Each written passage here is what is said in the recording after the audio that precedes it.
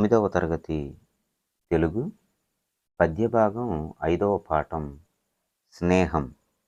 ఈ పాఠంలోని మరి 2 వీడియోలు మనం గతంలో చూసాము. వాటిల్లో మొదటి వీడియోలో పాఠ్యాంశం యొక్క ఉద్దేశము మరియు ప్రక్రియ పరిచయము, కవి పరిచయము, అలాగనే స్నేహం యొక్క గొప్పతనాన్ని తెలియజేసేటువంటి 2 పద్యాలను గమనించాం. రెండో వీడియోలో శ్రీకృష్ణుడు కుచేలుల యొక్క మైత్రిని మనం వివరించుకోవటం జరిగింది. అలాగనే మరి ఈ వీడియోలో శ్రీరాముడు సుగ్రీవుల మైత్రిని గురించినటువంటి కొన్ని పద్యాలను ఈ వీడియోలో మనం తెలుసుకుందాం. సత్పురుషుల స్నేహం. సత్పురుషుల స్నేహం అంటే మంచివారి యొక్క స్నేహం అని అర్థం. సీతాపహరణంతో శ్రీరాముడు వికల మనస్కుడై ఉన్నాడు. సీతను అన్వేషిస్తూ ఋష్యమూక పర్వత ప్రాంతానికి రామలక్ష్మణులు చేరుకున్నారు. ఇంతలో ఒక యతి వేషంలో అంటే ఒక సన్యాసి వేషంలో హనుమ వచ్చాడు.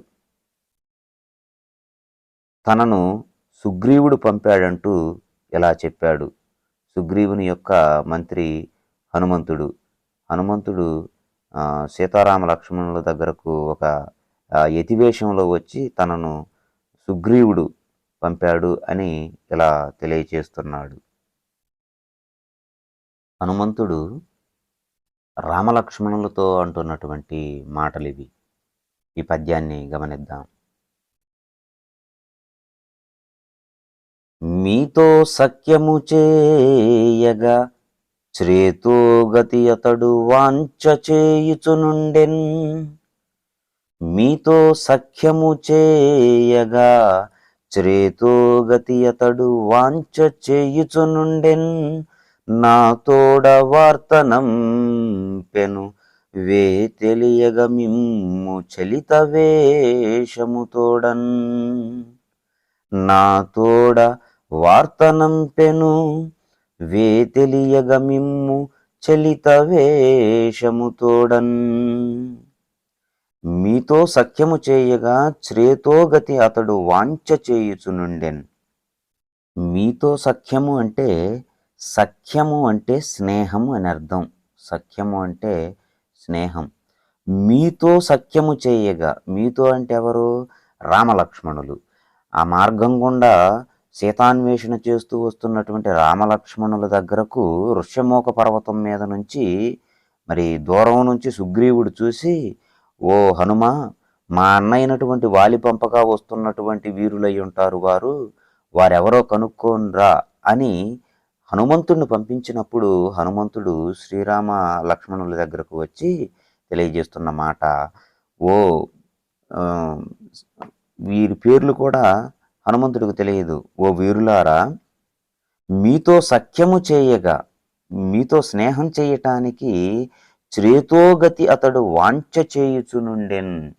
చేతోగతి అంటే చైతన్యం అన్నమాట. అంటే ఎంతో మరి ఆశతో, వాంఛ అంటే కోరిక, ఎంతో కోరికతో అతడంటే ఎవరు? మా యొక్క రాజు అయినటువంటి సుగ్రీవుడు మీతో స్నేహం చెయ్యాలనేటువంటి చైతన్యం కలిగినటువంటి మనస్సుతో, కోరికతో అతడు ఉన్నాడు. నా తోడ వార్తనం పెను. నా తోడ అంటే నాతో ఈ యొక్క వార్తను, ఈ సమాచారాన్ని మీ వద్దకు పంపించాడు. మీతో స్నేహం చెయ్యాలనేటువంటి ఆ సమాచారాన్ని నాతోటి పంపించాడు, నాతో చెప్పి పంపించాడు. వే తెలియగ మిమ్ము చలిత వేషము తోడన్. చలిత అంటే మోసగించడం, మోసగింపబడినటువంటి వాడు అని అర్థం. ఇక్కడ మోసగింపబడింది ఎవరంటే సుగ్రీవుడు. తన అన్నైనటువంటి వాలి చేతిలో మోసగింపబడి తన భార్య రుమను అపహరించినటువంటి వాడు వాలి. అలాగ తన అన్న చేతిలో మోసగింపబడినటువంటి సుగ్రీవుడు మీతో స్నేహం చేయటానికి నన్ను ఈ యొక్క యతి వేషంలో, సన్యాసి వేషంలో మీ దగ్గరకు పంపించాడు అని చాలా చక్కగా మాటల నేర్పుతో హనుమంతుడు రామలక్ష్మణులకు తెలియజేస్తాడు. ఓ రామచంద్ర ప్రభు, మా వానర రాజైన సుగ్రీవుడు మీతో స్నేహం చెయ్యాలని ఆశిస్తున్నాడు. ఇక్కడ మనం ఒక చిన్న విషయాన్ని చెప్పుకోవాలి. ఏమిటంటే అది వాస్తవానికి సుగ్రీవుడు ఆ వచ్చేటువంటి వీరులు ఎవరో తెలుసుకొని రమ్మన్నాడు హనుమంతుడితో. కానీ హనుమంతుని యొక్క విశేషమైనటువంటి ఆలోచన విధానం చూడండి. వారెవరో తెలుసుకొని వారెంతటి వీరులో గ్రహించి సుగ్రీవుడితో స్నేహం చేయమని మరి హనుమంతుడు సుగ్రీవుడు చెప్పినట్లుగా హనుమంతుడు తెలియజేస్తాడు. అలా తన స్వామి కార్యాన్ని కూడా నెరవేర్చడానికి హనుమంతుడు ఎల్లప్పుడూ అలా సిద్ధంగా ఉంటాడు. అది మనం ఇక్కడ చెప్పుకోదగినటువంటి ఒక అంశము. తరువాత పద్యం. మీరు మీరు కలసి మిత్రులౌట, మీరు మీరు కలసి మిత్రులౌటయమాకు జక్షురస్తి భావచరితార్థ్యము. మీరు మీరు కలసి మిత్రులౌటయమాకు జక్షురస్తి భావచారితార్థ్యము. అఖిల సృష్టి సారమైనది యొక్కండే అరయ సాధు జన సమాగమంబు. అఖిల సృష్టి సారమైనది యొక్కండే అరయ సాధుజన సమాగమంబు. సాధుజన సమాగమంబు. సమాగం అంటే కలయిక. సమాగం అంటే కలయిక. ఎవరి కలయిక? సాధుజన కలయిక, మంచివారి యొక్క కలయిక అఖిల సృష్టి సారమైనది. ఈ సృష్టిలో ఈ సర్వం ఉన్నటువంటి ఈ సృష్టిలో, సమస్త సృష్టిలో గొప్పదిగా ఎంచబడుతుంది. ఈ సమస్తమైనటువంటి అఖిల సృష్టిలో గొప్పదైనటువంటి విషయం ఏమిటంటే సాధుజనులు కలయిక. అంటే సాధుజనులైనటువంటి వారు స్నేహంగా ఉండటం అనేటువంటిది ఈ సృష్టిలో గొప్పదైన విషయం. ఏమిటయ్యా ఆ గొప్పదైన విషయం ఇక్కడంటే మీరు మీరు కలసి. మీరు మీరంటే అంటే సీత ఎడబాటుతో సీత అన్వేషణ చేసుకుంటూ వస్తున్నటువంటి రామలక్ష్మణులు. ఇక్కడ మీరు అంటే మా రాజు అయినటువంటి సుగ్రీవుడు. మీరు మీరు అంటే రామలక్ష్మణులు మరియు సుగ్రీవుడు కలిసి మిత్రులౌటయమాకు జక్షురస్తి. చక్షురస్తి అంటే చక్షువు అంటే ఇక్కడ నేత్రం, కన్ను అని అర్థం. చక్షువు అంటే కన్ను. మా కళ్ళకు భావం అంటే అర్థవంతమైనటువంటి చారిత్యార్థము.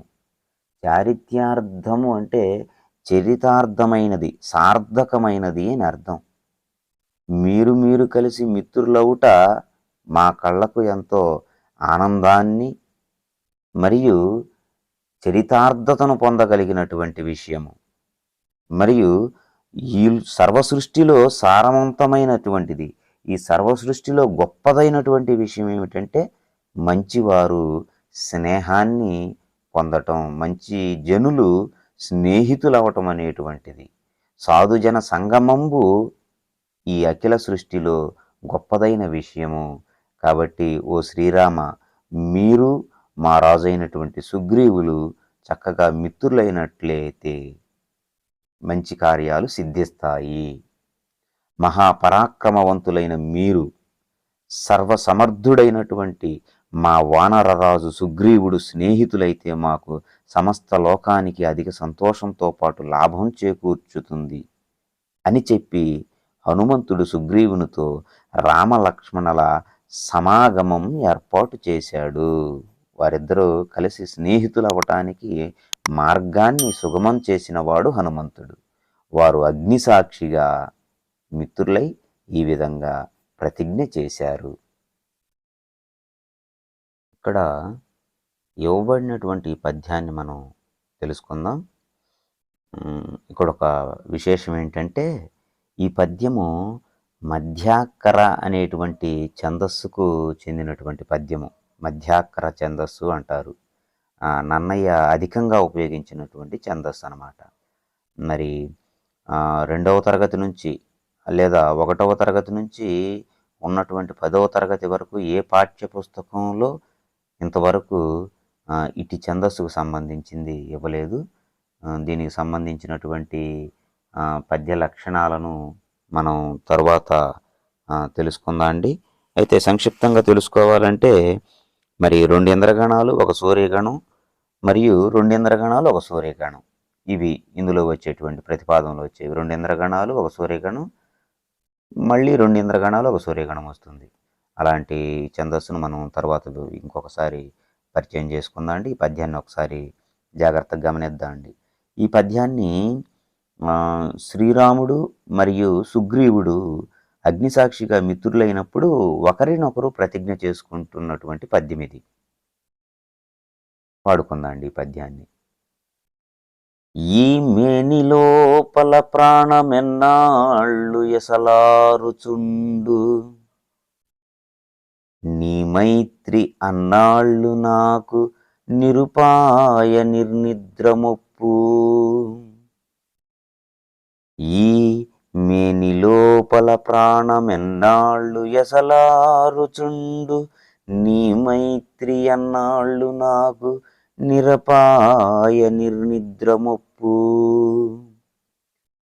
కాస్త చిత్రంగా ఉన్నను పద్యాన్ని భావాన్ని మనం తెలుసుకునేటప్పుడు అర్థమవుతుంది. ఈ మేని లోపల, ఇందులో మనం గమనించవలసింది ఏంటంటే ఈ మొదటి 2 పాదాలు శ్రీరాముడు సుగ్రీవునితో అన్నటువంటివి. శ్రీరాముడు సుగ్రీవునితో అన్నవి. ఈ 2 పాదాలు సుగ్రీవుడు శ్రీరామునితో చేసినటువంటి ప్రతిజ్ఞ. సుగ్రీవుడు అంటే ఒకరికొకరు ఇరువురు అగ్నిసాక్షిగా ప్రతిజ్ఞ చేసుకున్నారన్నాం కదా. మొదటిగా శ్రీరాముడు చూడండి ఏమంటున్నాడు, ఈ మేని లోపల. మేను అంటే శరీరము అని అర్థం. మేను అంటే శరీరం. ఈ శరీరం లోపల ప్రాణం అనేటువంటిది ఎన్నాళ్ళు ఉంటుందో, ఈ శరీరం లోపల ప్రాణం ఎన్నాళ్ళు నిలచి ఉంటుందో, ఎసలారుచుండు అంటే ప్రకాశించడం అన్నమాట. అంటే ఈ శరీరం లోపల ప్రాణం ఎన్నాళ్ళు నిలిచి ఉంటుందో నీ మైత్రి. నీ మైత్రి అంటే సుగ్రీవుడు అయినటువంటి నీ యొక్క స్నేహం, నీ మైత్రి అన్నాళ్ళు నాకు అంటే శ్రీరామునికి. చెప్పాం కదా, మొదటి 2 పాదాలు శ్రీరాముడు తెలియజేస్తున్నటువంటి మాట. నాకు నిరుపాయ నిర్నిద్రమొప్పు. నిరుపాయ నిర్నిద్రమొప్పు. నిర్నిద్ర అంటే నిద్ర లేకుండా ఉండడం అనమాట. అంటే అవిశ్రాంతంగా అని అర్థం. విశ్రాంతి లేకుండా అని అర్థం. నిరుపాయ అంటే ఏ అపాయాలు, ఏ ఆపదలు రాకుండా, ఎలాంటి కష్టాలు అనేటువంటివి, ఆపదలు అనేటువంటివి రాకుండా అవిశ్రాంతంగా నేను నీకు సహాయం చేస్తాను, నీకు మిత్రత్వంగా నేను ఉంటాను నా యొక్క శరీరంలో ప్రాణం ఉన్నంత కాలం. ఇది మొదటి 2 పాదాల్లో. మళ్ళీ ఒక్కసారి చూడండి. ఈ మేని లోపల అంటే నా శరీరం లోపల. ఈ మేని అంటే ఈ శరీరం.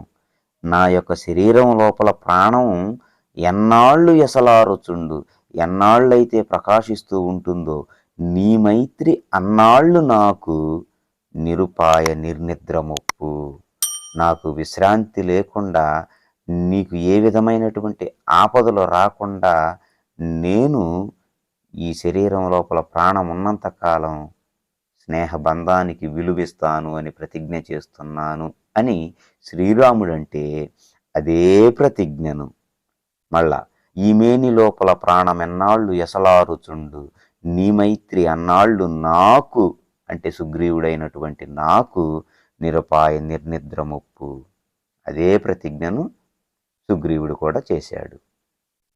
తాము ప్రాణాలతో ఉన్నంతకాలం తమ స్నేహం కొనసాగుతుందని శ్రీరామ సుగ్రీవులు ఇరువురు బాస చేసుకున్నారు. బాస అంటే మాటిచ్చుకోవటం అంటే ప్రతిజ్ఞ చేసుకున్నారు. సీతాన్వేషణలో సుగ్రీవుడు కీలక పాత్ర పోషించాడు. రామరావణ యుద్ధంలో తన వంతు సహాయ సహకారాలు అందించాడు. కోట్లాది మంది వానర సైన్యాన్ని శ్రీరాముడికి అండగా ఉండేటట్లుగా తన యొక్క స్నేహ బంధానికి విలువిచ్చి మరి రావణ సంహారానికి సుగ్రీవుడు ఎంతో సహాయం చేసి సీతాన్వేషణ విషయంలో కానీ సీతను తిరిగి తీసుకొచ్చేటువంటి విషయంలో కానీ తన అగ్నిసాక్షిగా మిత్రుడైనటువంటి శ్రీరామునికి సహాయం చేశాడు. శ్రీరాముడు మహాబలవంతుడైన వాలిని సంహరించి సుగ్రీవుని భార్య రొమకు విముక్తి కలిగించాడు. సుగ్రీవుని యొక్క భార్య అయినటువంటి రొమను అపహరిస్తాడు వాలి, తన అన్నైనటువంటి వాలి. సుగ్రీవుణ్ణేమో చంపడానికి ప్రయత్నించినప్పుడు ఋష్యమూక పర్వతం మీద తలదాచుకొని జీవిస్తూ ఉంటాడు. అలాంటి సుగ్రీవుని భార్య అయినటువంటి రొమకు విముక్తి కలిగించి మహాబలశాలి అయినటువంటి వాలిని సంహరించి కిష్కింధకు రాజును చేస్తాడు సుగ్రీవుణ్ణి శ్రీరాముడు. సుగ్రీవుని కిష్కింధ రాజ్యానికి రాజుగా చేశాడు. ఒక సమర్థుడు మరొక సమర్థునితో స్నేహం చేసి స్వకార్యాన్ని మిత్రకార్యాన్ని చక్కబెట్టుకున్నారు. తద్వారా లోక కళ్యాణానికి కారకులయ్యారు. సమర్థుల స్నేహానికి దీనిని చక్కని ఉదాహరణగా చెప్పవచ్చు. మనం గత వీడియోలో కూడా చెప్పుకున్నాం కదా, కృష్ణ కుచేలుల యొక్క బాల్య స్నేహం ఎంత గొప్పదో అని. కాబట్టి ఇక్కడ సత్పురుషుల స్నేహం ఎంత విలువైనదో మనకి ఇక్కడ ఇవ్వబడినటువంటి ఇప్పుడు చెప్పుకున్నటువంటి ఈ 3 పద్యాల ద్వారా, ఈ సన్నివేశాల ద్వారా మనం గమనించవచ్చు. ఇది శ్రీరామ సుగ్రీవుల మైత్రి. వైర స్నేహం. వైర స్నేహం అంటే వైరి అంటే శత్రుత్వం, అంటే స్నేహంలో శత్రుత్వం కలగడం అనేటువంటిది. అధికార గర్వంతో బాల్య స్నేహితుని తోలనాడిన వైనం ద్రుపద ద్రోణుల కథలో చూడవచ్చు. ద్రుపదుడు ద్రోణాచార్యుడు బాల్య స్నేహితులు. భరద్వాజ ఆశ్రమంలో అగ్నివేశుడు అనేటువంటి గురువు వద్ద భరద్వాజుని యొక్క ఆశ్రమంలో సకల విద్యలు అభ్యసించారు ఇద్దరు కూడా. ద్రుపదుడు కాలాంతరంలో రాజయ్యాడు. అతనికి రాచరికంతో పాటు గర్వం కూడా తలకెక్కింది. ఇక్కడ ఒక చిన్న విషయాన్ని, సంక్షిప్తమైనటువంటి వీరిరువురి యొక్క పూర్వ పరిచయాలను పరిచయం చేసుకుందాం. వీరిరువురు కూడా కురు పాండవులకు, అంటే కౌరవులకు పాండవులకు గురువుగా ద్రోణాచార్యుడు ఉంటాడు. ద్రౌపది తండ్రి ద్రుపదుడు అనమాట. ద్రౌపది తండ్రి ద్రుపదుడు. ద్రోణాచార్యుడు ద్రుపదుడు ఒకే చోట విద్యాభ్యాసం చేశారని చెప్పుకున్నాం కదా, అగ్నివేశుడు అనేటువంటి గురువు దగ్గర. అలా ఇద్దరు విద్యాభ్యాస సమయంలో ద్రోణుడు అతడికి మంచి మిత్రుడు అవుతాడు. ద్రోణుడు ద్రుపదుడు ఇద్దరు కూడా మంచి మిత్రులు. విద్యాభ్యాసం పూర్తయ్యేంత వరకు ఇద్దరు కలిసికట్టుగా జీవించేటువంటి వాళ్ళు, చట్టపట్టాలు వేసుకొని చక్కగా స్నేహధర్మాన్ని పాటించేవాళ్ళు. తన సకల సంపదలను నీతో పంచుకుంటానని ద్రోణునికి ద్రుపదుడు మాటిస్తాడు. బాల్యంలోనే వారు గురువు దగ్గర విద్యాభ్యాసం చేసేటప్పుడే ద్రోణుడికి ద్రుపదుడు మాటిస్తాడనమాట. కొన్ని రోజుల తర్వాత గురుకులం నుంచి వెళ్ళిపోతారు ఇద్దరు కూడా. ద్రుపదుడు పాంచాల రాజ్యాధికారాన్ని చేపడతాడు. ద్రోణుడేమో ధనుర్విద్యలో ఆయనకు గొప్ప నేర్పరితనం అనేటువంటిది వస్తుంది. తన తండ్రి భరద్వాజ మహర్షి దగ్గరే వేదాంగాలన్నీ కూడా నేర్చుకుంటాడు. తన తండ్రికి స్నేహితుడు అనమాట ఈ అగ్నివేశుడు అనేటువంటి ఈ గురువు. ఆ మహర్షి దగ్గర అనేకమైనటువంటి ఉపదేశాలను పొంది అన్ని విద్యలను అభ్యసిస్తాడు. అయితే ఇన్ని విద్యలను అభ్యసించిన పేదరికం అనేటువంటిది ద్రోణుణ్ణి పట్టి పీడిస్తూనే ఉంటుంది. కొంతకాలం తర్వాత పేదరికాన్ని భరించలేక పరశురాముని దగ్గరకు వెళతాడు. పరశురాముడు ఏదన్నా ఆయనకు సహాయం చేస్తాడేమోనని గురువు గారి దగ్గరికి. అప్పటికే పరశురాముడు ఉన్న ధనాన్నంతా దానం చేసి, అయ్యా నా దగ్గర మరి ఇక ఏ దానం లేదు, నీకు కావాలంటే అనేక దివ్యాస్త్రాల గురించి ఉపదేశమైతే చేయగలను, విద్యాదానం మాత్రమే నేను చేయగలను కానీ ధనదానం అయితే నేను చేయలేనని తెలియజేసి తనకు కొన్ని దివ్యాస్త్రాలను అనుగ్రహిస్తాడు.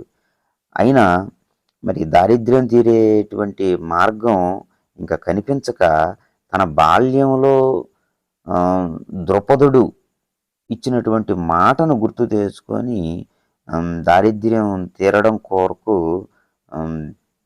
ద్రౌపదుని ఆశ్రయిస్తాడు తన చిన్ననాటి మిత్రుడైనటువంటి ద్రౌపదుని దగ్గరికి.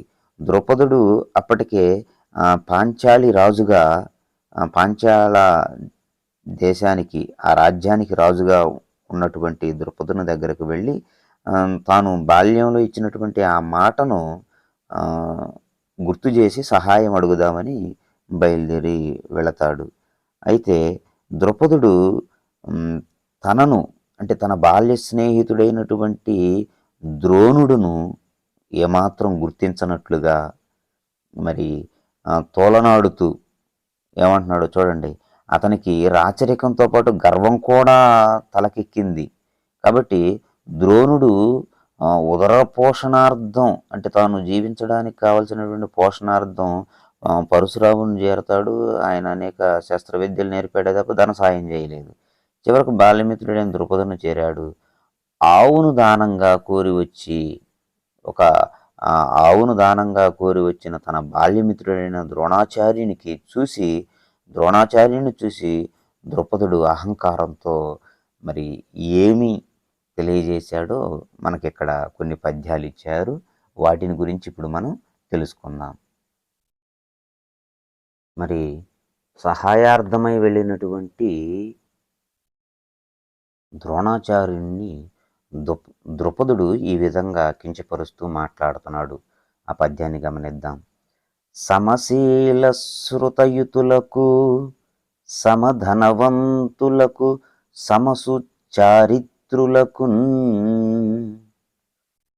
సమశీల శృతయుతులకు, సమధనవంతులకు, సమసుచారిత్రులకు తమలో సఖ్యమును వివాహమునుగాగా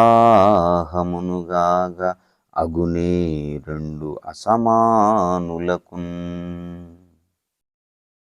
సమశీల శృతయుతులకు అంటే శీలము అంటే స్వభావం అన్నమాట. సమానమైనటువంటి స్వభావం కలిగిన వాళ్ళకి. శృతయుతులు అంటే విద్యావంతులైనటువంటి, పండితులైనటువంటి లేదా విద్యావంతులైనటువంటి వారికి.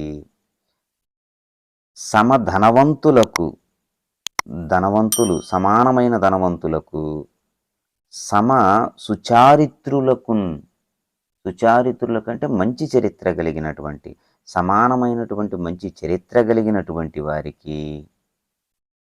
జాగ్రత్తగా గమనించండి. ఇక్కడ సమానమైన స్వభావం కలిగిన వాళ్ళకి, సమానమైన విద్యావంతులకు, సమానమైనటువంటి ధనవంతులకు, సమానమైనటువంటి మంచి చరిత్ర కలిగినటువంటి వారికి, వారిలో వారికే స్నేహం కుదురుతుంది, వారిలో వారికే వివాహాలు ఇలాంటివనేటువంటివి కుదురుతాయే తప్ప అసమానమైనటువంటి ఇద్దరు వ్యక్తులకు స్నేహం కానీ వివాహ బంధాలు కానీ కుదరవు కదా. కాబట్టి నీవు నాతో సమానం కాదు అని చెప్పకనే చెప్పాడు ద్రుపదుడు. అర్థమైందా ఈ పద్యం? సమానం కానటువంటి అంటే ఇక్కడ ఒక స్నేహానికి సంబంధించినటువంటి ఒక విషయాన్ని, ఒక నీతిని తెలియజేస్తున్నాడు. ఏమిటయ్యా ఆ నీతి అంటే, సహజంగా స్నేహంలో ఇట్టి నీతి ఉండదు, కానీ ఇది ద్రుపదుని దుర్నీతి అన్నమాట. ద్రోణాచార్యుని అవమానించడం కొరకు చెప్పినటువంటి మాట ఇది. సమానమైన శీలం కలిగినటువంటి వాళ్ళ మధ్య స్నేహం కుదురుతుంది, సమానమైన విద్యావంతుల మధ్య స్నేహం కుదురుతుంది, సమానమైన ధనవంతులకు స్నేహం కుదురుతుంది. సమానమైన మంచి చరిత్ర కలిగినటువంటి వారికి స్నేహం కుదురుతుందే తప్ప, లేదా వివాహాలు అనేటువంటివి జరుగుతాయే తప్ప, అసమానమైనటువంటి సమానం కానటువంటి ఇద్దరు వ్యక్తుల మధ్య స్నేహం ఎలా కుదురుతుంది అని అవమానించాడు. సమానమైన స్వభావం, విద్య, సంపద, ప్రవర్తన కలవారి మధ్య మాత్రమే స్నేహం ఏర్పడుతుంది. నీతో నాకు స్నేహమేమిటంటూ తన బాల్య స్నేహితుణ్ణి అవహేళన చేశాడు. అంతేకాక ధనం మదంతో ఇంకా ఏమన్నాడో ఈ పద్యంలో చూద్దాం. ధనపతితో దరిద్రునకు తత్వవిదుండగువాని తోడ మూర్ఖునకు ప్రశాంతుతోడ కడు క్రూరునకున్ రావణసూరుతోడ భీరునకు వరూధితోడ నవరూధికి సజ్జనుతోడ కష్ట దుర్జనుకు ఎవ్విధంబునను సఖ్యము తానొడగూడ నేర్చునే. ఎవ్విధంబునను సఖ్యము తావొడగూడ నేర్చునే. ఏ విధంగా, ఎవ్విధంబున అంటే ఏ విధంగా స్నేహము, సఖ్యం అనేటువంటిది కూరుతుంది, ఏ విధంగా సఖ్యం అనేటువంటిది కలుగుతుంది ఓ ద్రోణాచార్య అని చూడండి. ఇక్కడ చక్కటి కొన్ని పదాలను, పోలిక కలిగినటువంటి కొన్ని పదాలతో పోలుస్తున్నాడు. ధనపతితో దరిద్రునకు అంటే ధనవంతుడైనటువంటి వానితో పేదవానికి ఎక్కడన్నా సఖ్యము, స్నేహం కుదురుతుందా? తత్వ విదుండగువానితోడ అంటే తత్వశాస్త్రంలో చక్కటి నైపుణ్యం కలిగినటువంటి ఒక గొప్ప విజ్ఞానితో మూర్ఖుడైనటువంటి వానికి స్నేహం కుదరదు కదా. ప్రశాంతుతోడ కడుక్రూరునకు ఎప్పుడు ప్రశాంతమైన మనస్సుతో ఉండేటువంటి వాడికను క్రూరుడు అంటే దుర్మార్గుడైనటువంటి వానితో స్నేహం కుదరదు కదా. రావణసూరుతోడ అంటే మహావీరుడైనటువంటి వానితో, భీరునకు అంటే పిరికివాడికి, మహావీరుడైనటువంటి వాడికనో పిరికివానికి మధ్య స్నేహం అనేటువంటిది పొసగదు కదా. వరూధితోడ నవరూధికి అంటే వరూధి అంటే ఇక్కడ కవచం అని అర్థం. కవచం ఉన్నటువంటి వానికనో కవచం లేనటువంటి వానికి స్నేహం కుదరదు కదా. సజ్జనుతోడ కష్ట దుర్జనునకున్ మంచివాడికి చెడ్డవాడికి స్నేహం కుదరదు కదా. ఏ విధంగా వారి ఇరువురుకు అంటే ఇక్కడ చెప్పినటువంటి ఆ జంటలలో వారికి స్నేహం అనేటువంటిది ఏ విధంగా పొసుకుతుంది? కాబట్టి స్నేహం అనేటువంటిది వారికి సాధ్యం కాదు కదా ఇటివారికి. కాబట్టి నేను ధనపతిని, నువ్వు దరిద్రునవు. ఇక్కడ ద్రుపదుని యొక్క ఆలోచన చూడండి.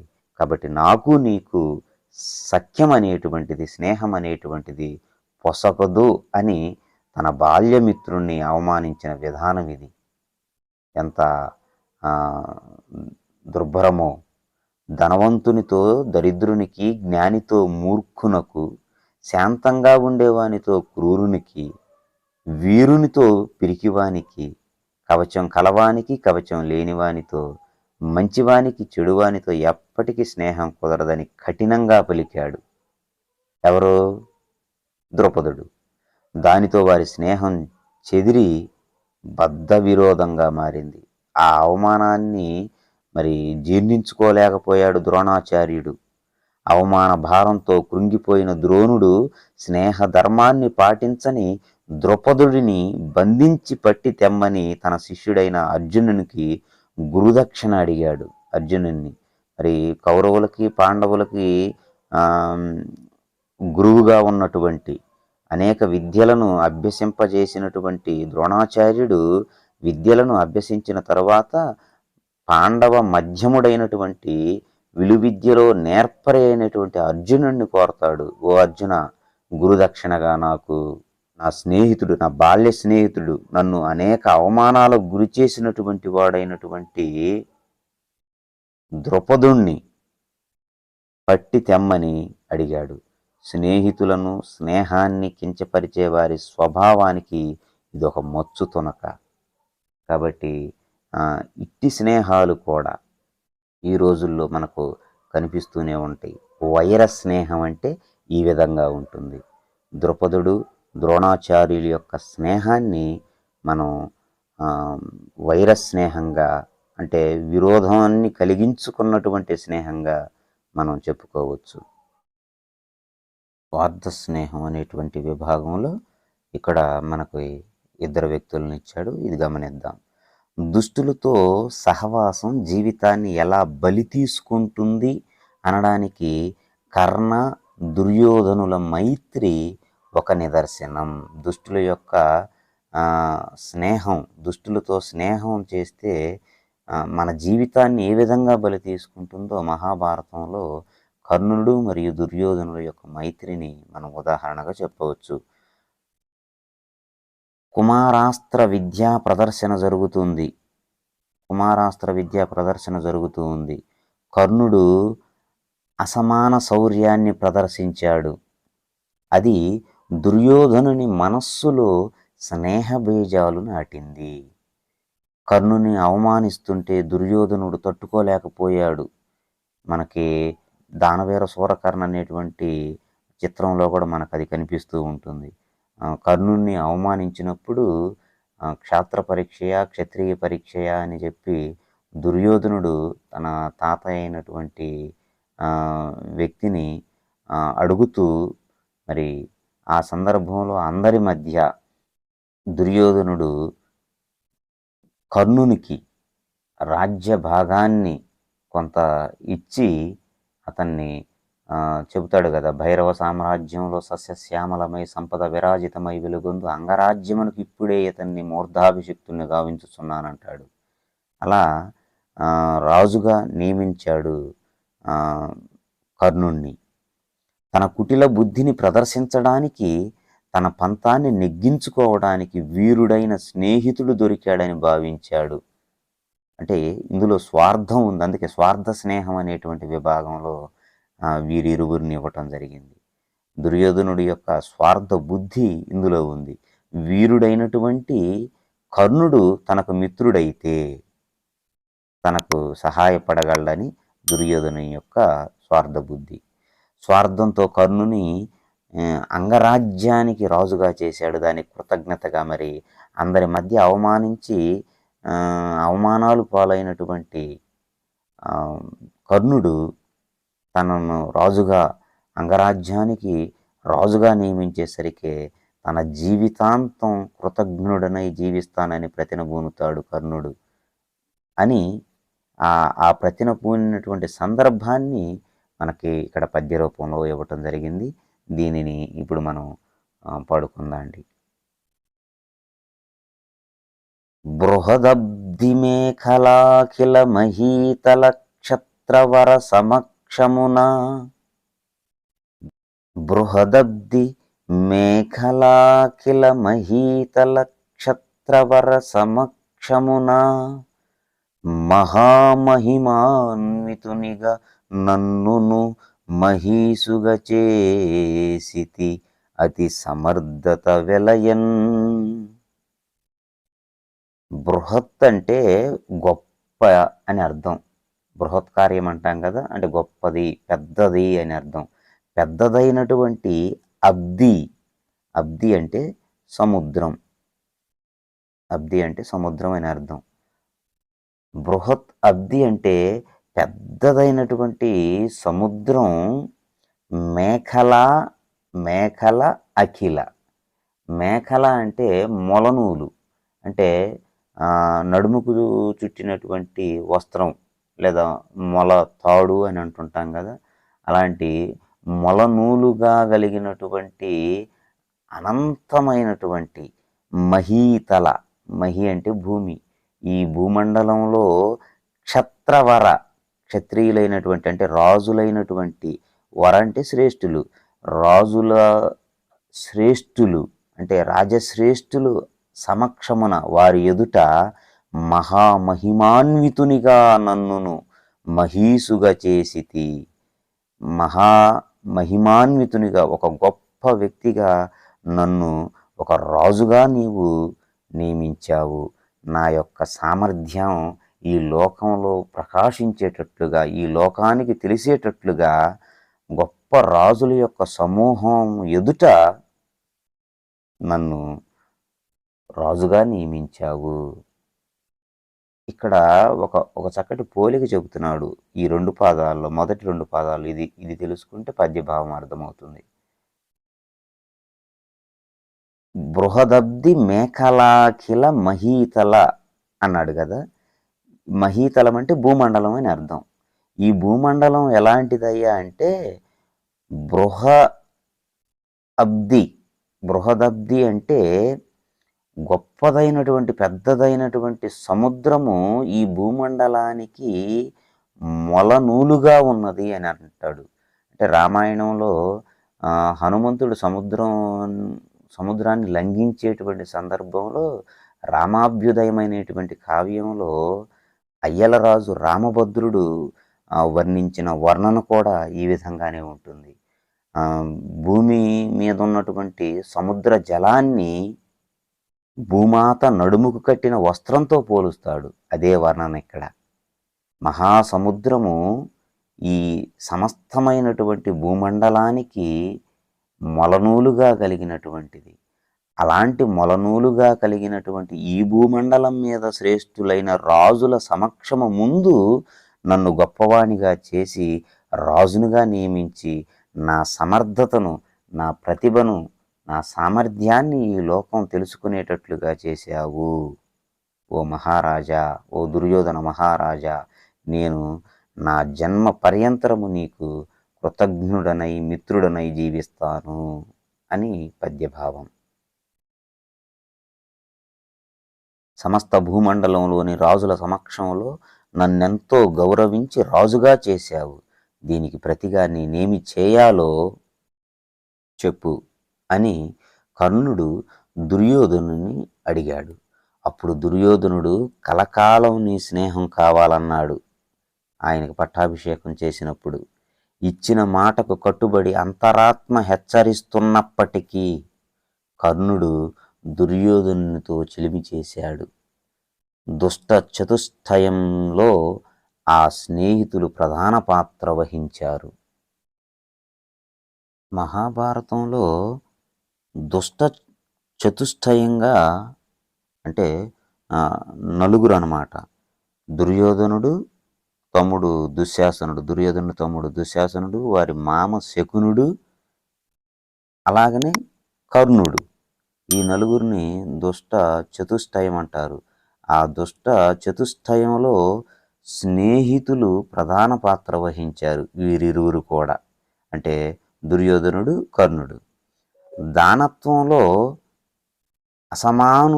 అసమానుడైనటువంటి, దానం చేయడంలో అసమానుడైనటువంటి కర్ణుడు దుర్యోధనుని దుష్టబుద్ధికి స్వార్థంతో కూడిన స్నేహానికి బలైపోయాడు. ఇతిహాసంలో ఓ దుష్ట పాత్రగా మిగిలిపోయాడు. స్నేహితుడు స్వార్థపరుడైతే జరిగే అనర్థాలకు ఈ స్నేహం ఉదాహరణగా నిలుస్తుంది. స్నేహితుడు స్వార్థపరుడైతే జరిగేటువంటి అనర్థాలకు వీరిరువురి స్నేహం ఉదాహరణగా నిలుస్తుంది. విదురుడు హెచ్చరించిన కుంతి, అంటే కర్ణుని యొక్క తల్లి కుంతి ప్రాధేయపడిన కృష్ణుడు, బావైనటువంటి కృష్ణుడు మందలించిన కర్ణుడు స్నేహం ముసుగులో దుర్యోధనుడు పన్నిన విష వలయంలో నుండి బయటపడలేకపోయాడు. స్నేహం అనేటువంటి ఆ విష వలయం, ఆ ముసుగులో దుర్యోధనుడు పన్నినటువంటి ఆ వలయంలో నుంచి బయటపడలేకపోయాడు. ప్రతి మనిషి స్నేహస్తం చాచాలి, స్నేహ మాధుర్యాన్ని ఆస్వాదించాలి. ఆ స్నేహం వ్యక్తి శ్రేయస్సును, సమాజ హితాన్ని కోరుకున్నదై ఉండాలి. కాబట్టి ఇప్పటి వరకు వివిధ రకాలైనటువంటి స్నేహ ధర్మాలను, స్నేహాలలో గల భేదాలను మనకు తెలియచేశాడు. ఇప్పుడు స్నేహానికి సంబంధించిన ఒక చక్కటి పద్యాన్ని గురించి తెలుసుకుందాం. ఈ పద్యాన్ని ఇప్పుడు పాడుకుందాం అండి. కలలోన నేనియు కపట కృత్యములేక కడసాగు గుణముల కలిమి చెలిమి ధనమనోవంచకత్వము లేశమును లేక ఏపు తీపించిన ఎలమి చెలిమి ఎండరు మదులలో వరపారలు లేక ప్రాపుదాపుననైన బలిమి చెలిమి ప్రాణంబులై వింతలెదలేక హత్తిన తగు జయంబు బలిమి చెలిమి కెలని కెడమీక తగువగుల్ కలిమి చెలిమి కెలని కెడమీక తగువగల్ కలిమి చెలిమి చూచి వారించు బెరవారి జులిమి చెలిమి నూళ్ళొసంగని రిపులచే నులిమి చెలిమి చెప్పనిక ఏలవారల చెలిమి బలిమి. కలలోన ఏనియు కపట కృత్యము లేక కడసాగు గుణముల కలిమి చెలిమి. అంటే కలలో కూడా మోసపు పని లేకుండా, కపట కృత్యములు అంటే మోసపు కార్యాలు అని అర్థం. కలలో కూడా మోసపు కార్యాలు, మోసపు పని లేకుండా చివరిదాకా కడసాగు గుణముల కలిమి చెలిమి, చివరిదాకా కొనసాగేటువంటి ఆ స్వభావాల సంపదే గుణముల కలిమి. కలిమి అంటే సంపద, గుణములు అంటే స్వభావాలు. అలాంటి గుణముల స్వభావాల సంపదే స్నేహము. ధనమనోవంచకత్వము లేశమును లేక ఏపు దీపించిన ఎలమి చెలిమి. ధన మనోవంచకత్వము, ధనం అంటే ధనం కోసం మనస్సులో, మనో అంటే మనస్సు, ధనం కోసం మనస్సులో ఏమాత్రం మోసపూరితమైనటువంటి గుణము కాస్త కూడా లేకుండా ఉండేటువంటి ఎలమి చెలిమి. ఎలమి అంటే ఇష్టం. అలాంటి ఇష్టమైనటువంటి విధానమే స్నేహం అంటే. ఎండరు మదులలో వరపారలు లేక, మది అంటే మనస్సు, ఎండొర అంటే ఇరువురు, అంటే స్నేహం చేయటానికి ఇద్దరు వ్యక్తులు ఉండాలి కదా.